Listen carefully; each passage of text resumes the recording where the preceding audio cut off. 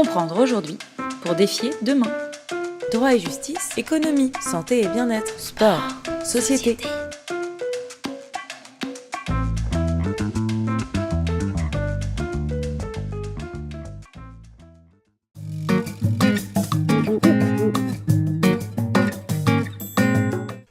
L'actualité du tribunal de commerce révèle à quel point le travail de préparation que nous avons fait à présage en 2014 pour les entretiens d'Amboise de mars 2015 était justifié.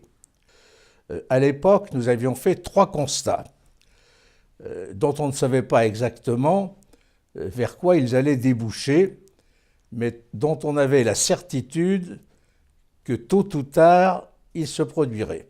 Les entreprises multinationales du XXe siècle, qui se disputaient les marchés nationaux contrôlés par les États, avaient progressivement laissé la place à de véritables entreprises planétaires, à la fois par les innovations apportées par l'économie et la recherche américaine, spécialement californienne, qui ont accru la capacité de ce marché mondial en développant de nouvelles activités.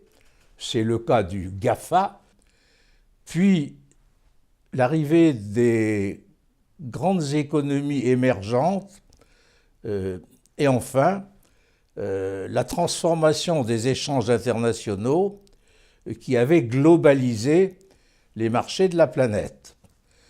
Ce qui fait que des entreprises dites planétaires se sont substituées aux entreprises multinationales et enfin, on voyait bien que la nature globale du marché offert à ces entreprises planétaires les pousserait à rechercher soit sur le plan fiscal, soit sur le plan juridique, des protections spéciales pour le développement de leurs activités, la grande variété des systèmes fiscaux le permettant, et le système juridique américain utilisé au travers des attributions de juridiction qui se multipliaient, offrant à ces sociétés l'abri d'un modèle de droit qui était en fait imposé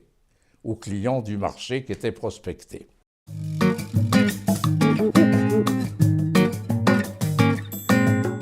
On considérait que compte tenu de la puissance du marché européen, c'est certainement le modèle juridique européen qui entrerait en opposition avec le modèle économique développé par ces entreprises planétaires et qu'il fallait attendre que les populations en aient pris conscience.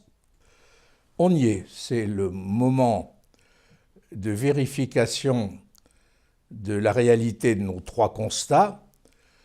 Les institutions européennes ont réagi en utilisant les moyens de défense fiscale et ce sont les institutions nationales, comme vient de le faire la France, qui se sont chargées de la défense juridique.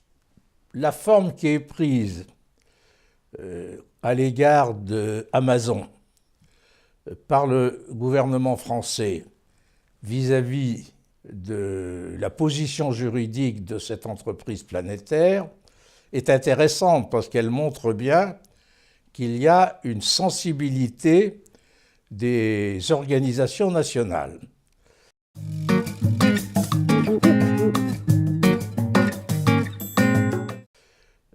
On ne pouvait pas à l'époque, en 2015, expliquer comment se ferait cette renaissance du droit, mais aujourd'hui on le peut.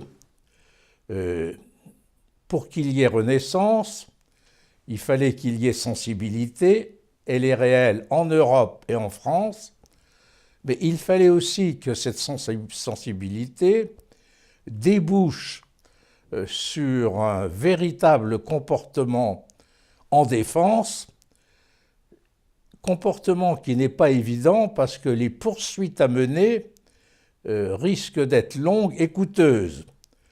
Donc il faut trouver un payeur, et là en l'occurrence ce sera l'État français, qui pourra mettre en œuvre tous les cabinets d'avocats et toutes les dispositions juridiques et judiciaires pour aboutir. Ce n'était pas évident il y a 3 ans, ça l'est aujourd'hui.